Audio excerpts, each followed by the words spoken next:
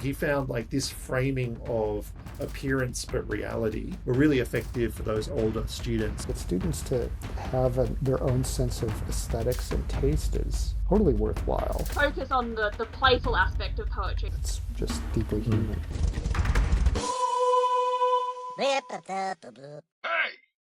back playing with our guest, John Warner, who is a writing instructor and author of The Writer's Practice and now More Than Words, How to Think About Writing in the Age of AI. He's also one of our best friends of Frankenstories. Last week we spoke about poetry as being good for playing with language, and this week we want to look at how it's good for getting students to write more sincerely. This one is another one based on Kenneth Koch's book, Wishes, Lies and Dreams, and it's about trying to basically write more sincerely and authentically and expose more of yourself as a person. It's a very simple format, repeating things around this idea of I seem to be, but I really am. So, I present this thing out here, but really inside I'm this. And we're just going to play 3 rounds and see where it takes us. All right, here we go, guys. It's just scary noise. It startles me every time. It's so funny if you're in a classroom and you hear everyone entering the game and there's all those little goblin noises being made. I think that's one of the best things. So you can leave this as just one or 2 paired lines, or you can write multiple lines, or you can go wherever you want. But basically, just keep this combination of I seem to be what I really am, and see where that sort of takes you. I realize this is something it's actually a lot harder in practice than you think. It's interesting. Like immediately, I just have to think where my head is at right now, which actually is an interesting part of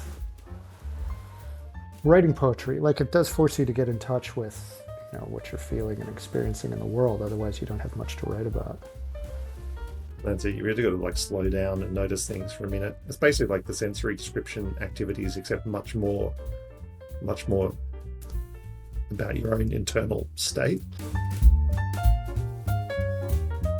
The impulse to edit while I'm doing it is strong too, which is interesting to me because Frankenstories is tough as a format for that, but knowing that I'm trying to make poetry has me really thinking about the specifics of the words that I choose. I think I'm going to pause the game here for a second while we talk about this, actually, because I think for these activities in particular, these are based on Kenneth Koch's book, and Koch had a very loose, for this stage of learning, a very loose definition of what poetry is. And so really it can be anything. At the end of the day, what this is about that exact thing that you're talking about, the process of looking into yourself, noticing things about your own feelings, your own identities, and then verbalizing them, and then not worrying too much about prosaicness, basically, using the cover of poetry to just essentialize it, to just boil it down, to speak more quickly, more clearly, more imagistically, more briefly, more to the point, basically. And at the same time, play with language and rhythm and stuff. Because I think it's true. The minute you start this thing, you kind of go, poetry, I have to do something that matches those criteria. Yeah. And really, it's probably one of the goals here is to let go of that and just try and think about the focus.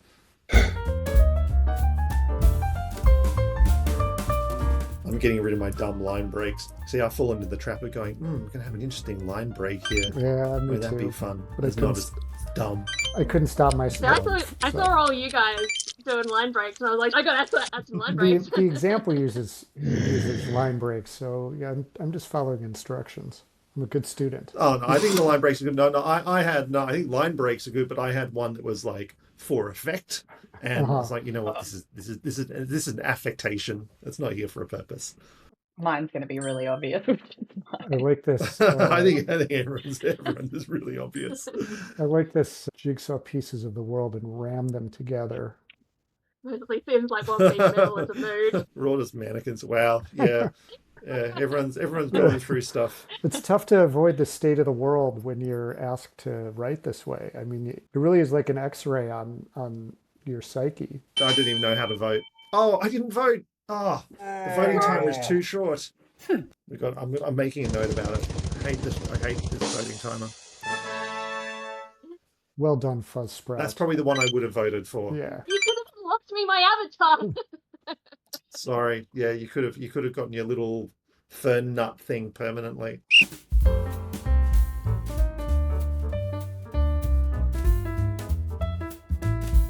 Can't help but tell on myself. I guess this is it. Like this is It's good though. I it's a mean, it's brilliant like game.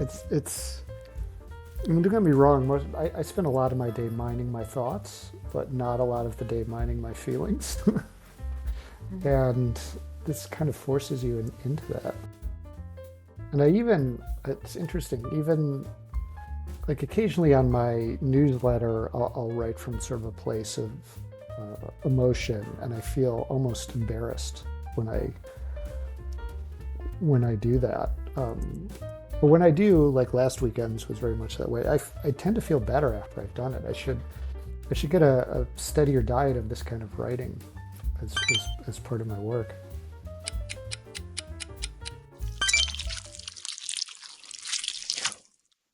Man, that was tight.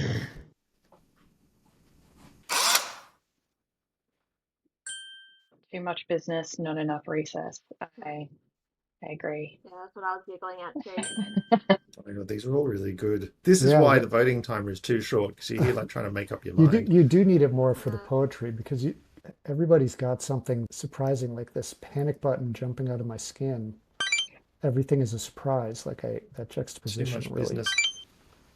Oh, really gets me. it's I can't decide. Um, I'm sticking. oh, I made a choice. Go for the That is, strongest metaphor. that is part of the fun of the game is that the voting pressure. Yeah, pressure is a really interesting thing, and like the right amount of pressure is motivating. Too much pressure is sort of paralyzing, and I think like that's the art. I'm going. I'm going to see if I can do this strong metaphor thing. No, this is hard.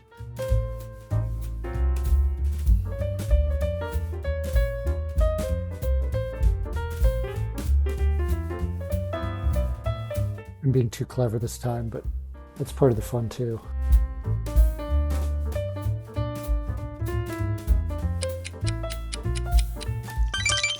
Oh man, Damn it. I'm glad we didn't do 5 rounds. 5 for that same pairing would be tough. Yeah, it's set as a 5 round game in the library. I'm going to go and change that. I'm going to change it down to 3. 5's too much. Okay. I think we've seen the first one that genuinely sucks, and I think this might be yours, John. This might be where like the It's well has run dry. Yes, I have no more feelings. I told you I don't explore my feelings much. That's why. I just don't have, That's it. I don't I don't have that many. I think for me,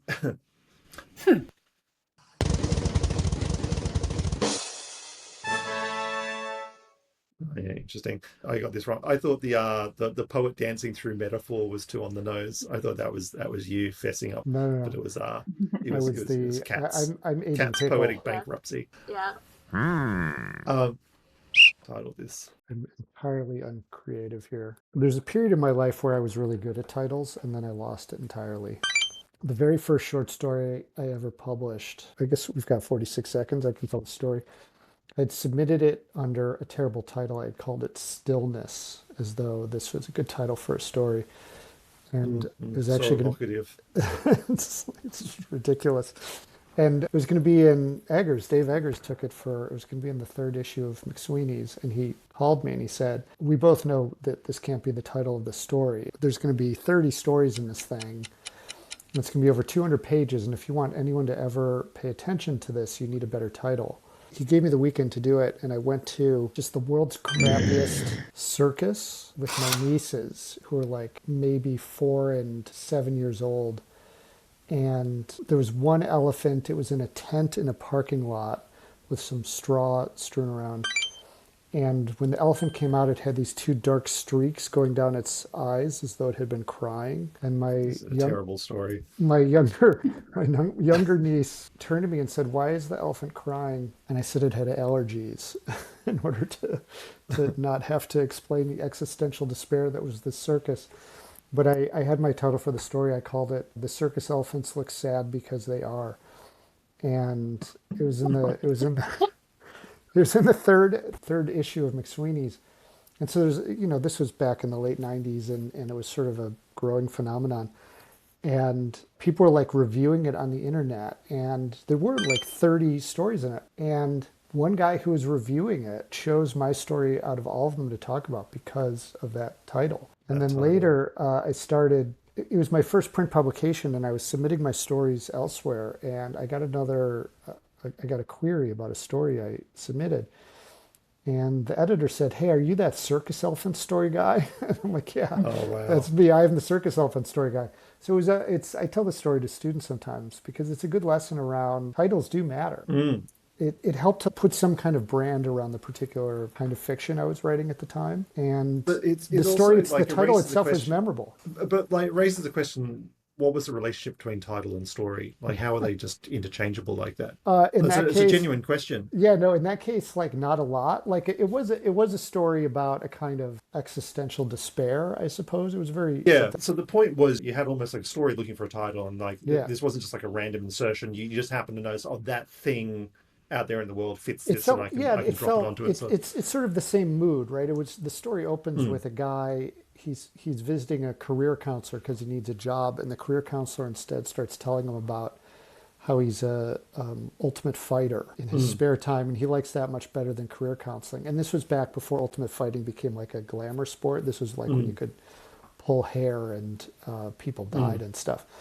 Well, even saying that, you can see how it fits. You know, Yeah, the idea of like circus performance, being trapped, being sad, being sort of stuck in the wrong place. You can see how it sort of fits. And really, so I think there's something. It was like the thing in the world that some subconscious part of my brain said that fits. That's it, right? It wasn't like a search for the right title. It was just search for something that pleased my brain when I put it in conjunction with that. Not unlike sort of these titles, right? Like you only have a few seconds to decide what the good title is, and it's just whatever your brain decides is right. And I think, you know, ultimately, like that's one of the skills we keep returning to it in Frankenstories, is this basic creative skill of observation, of just collecting things and noticing things in the world. And I guess like this is a good example of this too, just noticing things inside yourself. Yeah, and over time it does make like the pathway gets a little easier to travel. Right? Like the more times you do it, the more you begin to be able to create stuff, and the more trust I think you have in your own sensibilities, right? That says, oh, if I do this, this may be well received, or if I look at the writing of other people, this is good and I like this because maybe you can't articulate it in the moment, but you have a kind of trust in that aesthetic sense and the building of taste that you're doing over time. I think that's really meaningful. I mean, particularly these days, to get students to have their own sense of aesthetics and taste is totally worthwhile, particularly where they could be inundated with AI slop and that kind of stuff, and where people can't tell good stuff from bad. Practice telling the good from bad is actually pretty good practice for the world.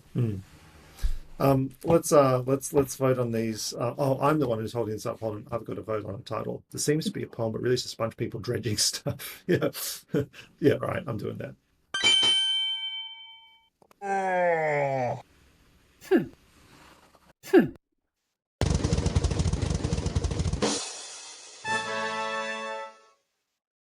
Yeah, there we go.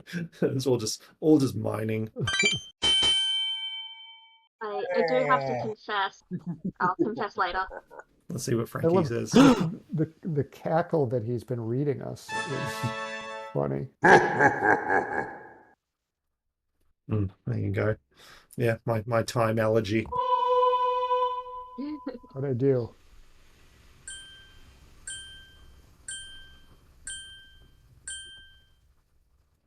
Oh wow, you got graded you a little bit harshly. I wonder why that is. 3 stars though, I'll take it. Yeah. It's all still good. Like there's always like a bit of finessing to this. I could see scoring me down on detail. Like mine are pretty spare. The third round I used the word tired 5 times in the same piece, right? Like it'd be tough to score. Maybe that's what it is. So that's a black box to you guys, how your own scoring. Yeah, it is. I mean, it's like feeding it to an intelligent cat. Yeah, we obviously experiment for a while, like trying to get it to see the world the way we do. But it's also an extremely complex thing to ask a human to do. You know, to basically look at any piece of text in any context and try and evaluate it using the same rubric and making these very vague allowances Hmm. for differences between age and genre and all that kind of thing. So it's an extremely imperfect thing. And I think that's why, as a feature, I mean, we still haven't even really released it fully publicly at the moment, but it's, it's something you take with a grain of salt. But it's nice to get some sort of sense of, even we sometimes like have a bit of a trash game and it'll be Hmm. scoring 100s and 200s. It'll seem kind of legitimate. So yeah, it's fun. And also it surprises me how nice it is to have a capstone to it, in a sense. Like I used to be of the belief that we didn't need something like that and that the text itself was all you needed to end it, No, which I think is true to an extent, but the I, the, I the little will feedback thing is kind of fun. I will admit that like as the drum roll was going and the scores accrue and you're like, is that going to be 3 stars? Like there is that sense of anticipation. I mean, there's a reason gamification works, right? Like there's a reason why we respond to Mm, these things. So I don't think it's that mm. mysterious, but I think you are curious for some measure of feedback too, particularly if you didn't win anything like I didn't this time. Like, was I really crappy or was it just others were a little sharper than me? Yeah, yeah. It's interesting. You sort of dig into this and try and work out what did we vote for. Well, most of the time, except for maybe the last round when people were starting to run dry a little bit, it felt like every response was good, and it was kind of like Hmm. voting for what is the most pronounced, precise Yeah. image or word choice or something like that. You're making choice of very small detail, which Cat seems to have nailed each time. Yeah, well, this is where my confession comes in because at least for the first round, that was already in my head before the game started because I knew what the topic was. I didn't intentionally plan, but because I knew, I just had it going around my head, and then I was like, okay, get that out. Second round was genuine though, Mm. so I had one off the cuff response in me before I died. Well, we always But bring That we bring stuff to the page, right? When you show up, hopefully you do have something in your head, a little something in your head, so it's not so bad. yeah, so how did you guys like just reflecting on the format overall? The format for me, the format works. That said, I'm in a room with no real stimulus or inspiration around me, so it was probably difficult to get going, but very easy to understand straight away. I guess I was trying to think about the reason behind this and doing this one is like getting people to write more sincerely. And I don't know, I feel like very quickly, you write that first line, and even if that's just some random thought in your head, the second follow up to that, but really I don't know, that then forced me to think another layer beyond that, and that's probably what forced the sincerity in the writing, and then that made it easier for the next round. Like I felt like okay, I kind of get it. I can get a bit deeper now, or I was thinking probably more sincerely about it. I did miss the accrual, right? Like we're building Mm-hmm. on each other's. Like so, I think 3 rounds of this is fine, even though I think the well ran a little dry for me in the third round. So it is. It's not that it's bad. It's just different. But it's something I did sort of miss that sense of like that we're collectively going somewhere, experience wise or narrative wise. I think one thing about like the accrual thing is, in a sense, it does wind up sort of hanging together weirdly as a poem. Like if you step back Hmm. and look at it as a thing, like even though it's not intentionally following on, because of the nature of poetry, it can be sort of semi-fragmentary as well. You do actually wind up making something that feels like a singular piece, I think. So there's an accidental side effect there. Look, I'll just talk about one thing from the book. So Kenneth Koch talks about he worked with junior school kids, like grades 2, 3, 4, 5, 6, like that kind of thing. And he had this observation about the younger kids were quite happy to answer sincerely. They like prompts like, I wish for these things, like I wish for this, but like I don't want that, that kind of thing. And the older the kids got, the more they approached adolescence, the more reluctant they were to talk about themselves open way. And so things like this he found played into that sense of like they all knew they were hiding something. So like he found like this framing of appearance but reality. And there were a couple of prompts like that were really effective for those older students because it let them sort of admit that there was a front. I did appreciate the chance to pause, think, express myself. Like really, what is on your mind right now? And Mm. the format, it does force you into that. And that pretension part of me, like, oh, I'm writing a poem, that dropped away very, very quickly. That I seem, but really I am. That does short circuit that to some degree.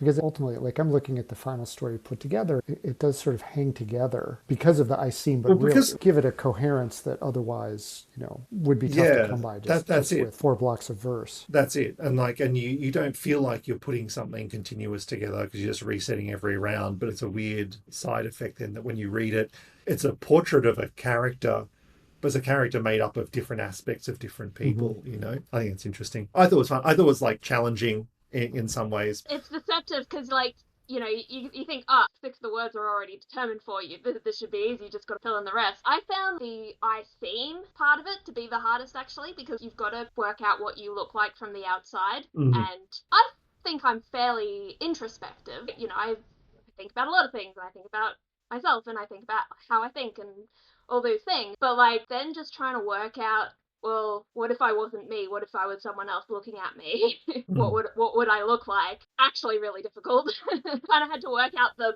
but really part first, and then go back and work out, like, well, I think I'm this way, but what does that look like to people on the outside that's different to how I actually am? Maybe That's that really depends on who interesting. you are, because I feel like as someone who's prone to anxiety, I probably found that an easier thing. Like what I seem to be on the outside comes very naturally to me because I probably overthink on that too much. Yeah. There's a point of almost trying to think about touch points in your life, where people see you and how many different ways that people see you. And um, I'm a fairly introverted person, so there's actually not a lot of those touch points in my life. You know what I mean? And so, like, trying to cast around for them, I go, well, how many contact points would I found it hard to come up with a number of different perspectives on myself. What about, do you Anyway, think for students then going into that, say for more like a middle years type group, are you thinking they have the same challenge, or are no, they no. just more free Uh, form, I, just I writing whatever comes to their heads? I think it's actually to do with round counts. So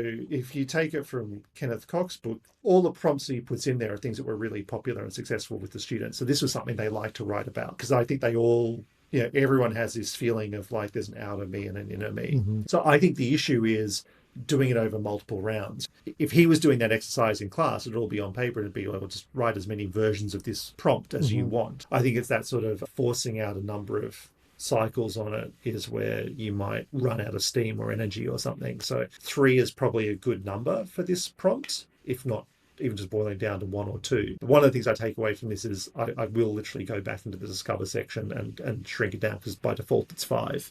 So I'm gonna go in there and take it down. Yeah, five would be tough to do. I mean, I think 1 would be too few. 3 is good. I mean, it's like the second one, you get in, you're like, okay, I know what I'm doing now. And the third one does force you, a little deeper. There's value in being pushed, but there's also value in feeling like you've reached the end as well. That sort of sense of, like, actually, that is the limit for me, and Yeah, also Well, feeling that it's okay as well. yeah, Like, yeah. That you know, sense of being like tapped out, and that's okay. I think that's part of a writer's practice, and knowing the difference between this is hard and a struggle versus, oh, I've done the struggle and I just don't have anything more to say. That's even a kind of important threshold for writers to recognize. and it was nice feeling that collectively too, getting the sense of, like, I'm tapped out, but so are all my colleagues. Right, Like, right, Yeah. right. Yeah, it's you're like not alone. I'm not unusual here. I know that Kenneth Koch book too. People should pick that up. I mean, there's real wisdom in that. it's just it's such a nice thing, like this glimpse of the 70s where literally just a poet can go into a school and hang out Hmm. and just run classes for months with these kids as part of an arts funded program. It's lovely. But one other thing that he talks about is both come up with these very sort of simple formula scaffold kind of things to give the kids an access point and a sort of a thematic focus. But also it talks about like reading Byron, and Milton and things like that, and modern poets, and just like the degree of enthusiasm that kids had when they were trying to write their own stuff about themselves and using these formulas, and then how much more interested it made them in looking at other poetry, and then how much they liked to cherry pick things from the poems they read. And a sort of very organic feedback cycle is really nice. I think there is a risk sometimes that if you look at these kinds of prompts without context, you'll go, oh, well, this is dumbing it down a bit. This is being overly simple or something. And it's not really. It's a part of a wider process. And that involves also meshing it with other poetry as part of the cycle. So It's a portal, and what you say, like I was educated in the U.S. in the '70s, and poetry was such a huge part of my grade school experience, both writing it and reading it, that the degree to which it's been taken out almost entirely from school is depressing.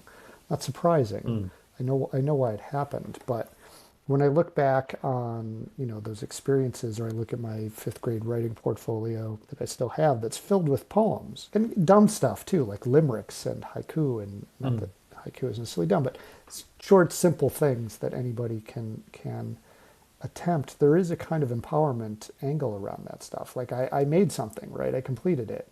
Here it is in my portfolio in my best penmanship, which was still pretty lousy in my case. Something I brought home and my mom kept for 40 years until, it came into my repossession. It just makes me think like what a shame it is what we've done to school that this would seem so strange to students these days, at least in the US. I don't know about in Australia, but it really would be an unusual experience in American schools. Yeah, I would love to talk about, I think in the interest of just this video, I think we'll sort of stop it there, because otherwise I'll start going off about like why it seems like when we want to talk about emotion in school, in writing, it's largely located around persuasive writing and emotion to essentially influence another audience to do something that you want, as opposed to just building empathy, for instance, and insight into yourself, and the importance of your own emotions, your own subjective experience, and like the magic of language and being able to capture and express that stuff. Students are anxious and stressed and wondering about themselves and the world, and poetry is writing period is a great way to process those things. But yeah, writing arguments or pretend essays like a 5-paragraph essay doesn't scratch that itch in the slightest. There's a reason why these forms have endured for millennia, right? It's not accidental. It's just deeply human. I don't remember doing a lot of poetry in school. I went through school through the 2000s, but I don't remember doing a lot of poetry. And I remember the poetry that we did, I hated with a passion. Like I was one of those students. But like I think about it, I'm like, I have a box that's full of like A.A. Milne style poems that I just wrote because I wanted to, because I enjoyed playing with meter and rhyme, and I did that on my own. I still have this identity of just like, I hate poetry. And particularly in the school context. School can make fun and interesting things seem not fun and interesting, unfortunately. Yeah. But the fact that that being said, I do remember I loved in high school, the one poetry unit I loved was when we looked at like John Donne's poetry, like the silly old full out unruly sun, like that one, how kind of filthy it was. But again, that focus on the playful aspect of poetry, like yes, this is a quote unquote serious poet, but he's playing around with even just the form of the S looking like an F. I think it just keeps coming back to this thing where poems in schools are basically become a target for analysis. And that's all it is. It's a puzzle to be solved. It's meanings to be extracted. It's a thing to be sort of dissected and argued about in order to make a case and persuade an audience about a particular view or account for the facts of the poem or something about that. And when you get to that level, it's like, well, what is the point of that activity? Actually, like, what was the point of this analysis? And one of the things that I want to try and advocate for in like the work that we do is there are all sorts of types of analysis, and there is a role for literary analysis, but like you can get your analytical fix and your analytical skills and build your analytical chops while analyzing for craft, like analyzing from the lens of how do I steal from this thing to make my own thing, as opposed to how do I dissect it to make a case for an audience I don't care about, for a point that I don't care about. That's sterile analysis, But if the analysis is how does this poem use imagery or meter or rhyme or word choice or whatever it is to create a particular kind of emotional effect or a particular kind of perspective shift or something that I might also want to use to achieve something else, I think it becomes interesting. It's reading like a writer. It's a core part of a writing practice, is to be able to look at writing it that way. And the other thing you make me think of that I've been repeating ad nauseum as I travel around talking about more than words is reading and writing our experiences first. Right? Like the experience of these things is in itself meaningful. And to the extent that we've bled pleasure out of the experiences is a real shame. Because if reading is a crisis, because students don't read, and we know that reading is for lack of a better word, good, right? Like millions and millions of people read and say that's a pleasurable activity, and I benefit from it in all these kinds of ways. But really, I just do it because it tickles some part of my being that I enjoy experiencing. I don't know why that's not enough to recommend it for students to do in school. But, to Kat's point, like I hated it in school. It's probably because of the way it was presented as something to be done for a grade or to check a box, or because it's good for you, right? It's like an inoculation for some kind of form of intelligence. I don't know. But it's a shame because the stuff is genuinely fun. Like I just had fun doing this. It was interesting. Students, when you do this kind of thing with them, like, oh, I'm glad I did that. To me, that's a pretty good outcome from a day at school, is I enjoyed doing that thing that I learned something from.